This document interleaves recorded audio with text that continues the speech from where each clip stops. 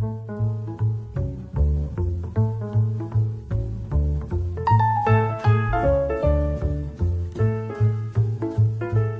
à tous. Aujourd'hui, on explore les tensions identitaires assez vives au Maghreb.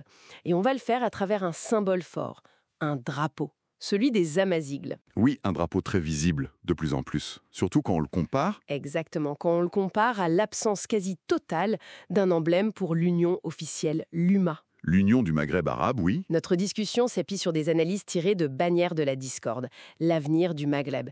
L'idée, c'est vraiment de décrypter cette bataille de symboles. Pour voir ce qu'elle révèle de l'avenir de la région, au-delà des discours officiels, quoi. Alors, on a d'un côté ce Maghreb officiel, l'UMA, qui semble un peu endorni, non? Oui, moribond, c'est le terme souvent utilisé, figé. Et de l'autre, ce Maghreb populaire, très dynamique, incarné par ce drapeau amazigh, l'Anaï amazigh. Parlez-nous de ce drapeau amazigh. D'où vient-il exactement? Alors, son histoire est intéressante. Il est né en exil à Paris dans les années 60-70. C'est lié à l'Académie berbère, à des figures comme Mohand Arab Bessaoud. Une figure de la résistance culturelle, c'est ça? Tout à fait. C'était un acte de défi, en fait, face à une certaine tendance à l'effacement identitaire après les indépendances. Et les couleurs, le symbole au centre?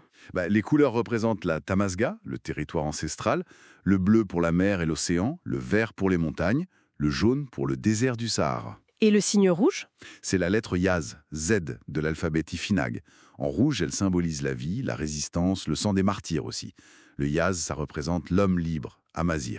Et il a été adopté officiellement? Oui, par le Congrès mondial Amazigh en 1997 aux Canaries. C'est devenu un symbole fédérateur très fort. Et en face, donc, l'UMA. Toujours pas de drapeau commun. C'est quand même fou, non? C'est plus que fou, c'est extrêmement révélateur de l'échec politique de cette union. Fondée en 89, mais le dernier sommet remonte à 1994. Ah oui, quand même. Paralysé par les rivalités, on pense surtout à l'Algérie et au Maroc sur le Sahara occidental. Et puis, le nom même, Union du Maghreb arabe, dès le départ. Ça excluait une partie de l'identité régionale. Exactement. Ça a posé un cadre idéologique qui niait la dimension amazigh. C'est l'échec d'un projet pensé par le haut, sans réelle adhésion populaire. Et ce vide, il laisse la place à d'autres symboles. Ce qui nous ramène au conflit idéologique de fond, à cette tension entre l'arabité comme projet d'État post-colonial et l'amazigité comme réalité profonde, autochtone. C'est exactement ça. Des pays comme l'Algérie, le Maroc, ont misé sur le triptyque Islam, Nation, Arabité. L'héritage amazigh a été marginalisé, voire combattu. Mais il y a eu des reconnaissances officielles du tamazigh, non? Langue officielle au Maroc en 2011, en Algérie en 2016. Oui, mais les sources qu'on a consultées parlent souvent de reconnaissance en trompe-l'œil. C'est-à-dire, pourquoi trompe-l'œil? Qu'est-ce qui cloche dans la pratique? Ce sont des concessions symboliques, certes importantes, souvent arrachées après des luttes, on pense au printemps berbère de 80. Mais concrètement, Oui. la hiérarchie demeure. L'arabe reste la langue de l'État, surtout en Algérie. Des lois pro-arabes n'ont pas été retirées. L'usage du tamazigh dans l'administration, la justice, c'est très limité, parfois nul. On refuse encore des prénoms amazigh. Ah oui, encore aujourd'hui. Ça arrive. Et même les institutions dédiées, l'IRCAM au Maroc, le HCA en Algérie, sont parfois vues comme des outils pour, disons, canaliser le mouvement, voire le contrôler, puisque pour le promouvoir, vraiment. Donc, avec ce décalage, pas étonnant que la tension s'exprime ailleurs. Où est-ce qu'on voit ce conflit aujourd'hui? Surtout dans la rue et sur le net. Le Irak algérien en 2019, c'était flagrant. Le drapeau amazigh était partout, symbole de pluralisme. Jusqu'à son interdiction par le général Gaïd Salah? Exactement, en juin 2019. Et cette interdiction, ironiquement, l'a transformé en symbole encore plus fort de contestation démocratique.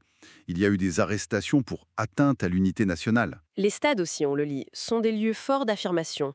La JS Kabylie, par exemple? Absolument. Des sanctuaires identitaires. Et cette anecdote au Qatar pendant la Coupe du Monde 2022, la confusion avec le drapeau LGBT, ça montre sa visibilité qui augmente, non? Oui, une visibilité mondiale croissante et une fierté. Et cette visibilité est amplifiée par ce que certains appellent la tamasgaï numérique. C'est-à-dire? Les réseaux sociaux. Ils connectent les communautés amazighes au-delà des frontières, hors du contrôle direct des États. C'est un espace d'échange, d'affirmation culturelle, avec ses influenceurs, ses artistes. Avec des risques de récupération, peut-être? Oui, le risque de dépolitisation, de consumérisme, avec le Z sur tous les produits dérivés. Mais l'impact de cette connexion est indéniable. Et bien sûr, tout ça est rattrapé par la géopolitique régionale. Inévitablement, la rivalité Algérie-Maroc instrumentalise cette question. Comment ça? Regardez la décision algérienne de mai 2021. Classer le MAK, le mouvement pour l'autodétermination de la Kabylie, comme terroriste. Ah oui, ça a fait beaucoup de bruit. Pour beaucoup d'observateurs, c'est une manière de criminaliser une revendication interne. Et ça contraste fortement avec le soutien algérien au Polisario. Le fameux deux poids, deux mesures. Et les États utilisent aussi l'argument de l'ingérence étrangère, non? La France, Israël. C'est un classique pour délégitimer toute contestation interne. Mais ça va plus loin. La normalisation Maroc-Israël fin 2020, puis la mention par Rabat à l'ONU du droit à l'autodétermination kabyle en juillet 2021. Enfin, ça a mis le feu aux poudres avec Alger.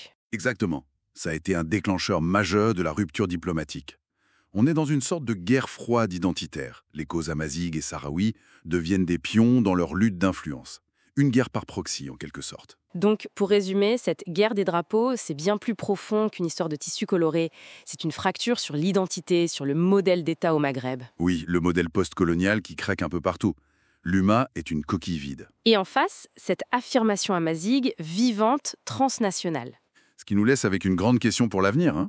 Est-ce que cette montée du symbole amazigh mène à la fragmentation, comme le craignent les États, ou est-ce que ça ouvre la voie à un nouveau Maghreb, un Maghreb des peuples, plus inclusif, réconcilié avec sa diversité? Des bannières de conflit ou des phares pour un avenir différent. L'histoire nous le dira.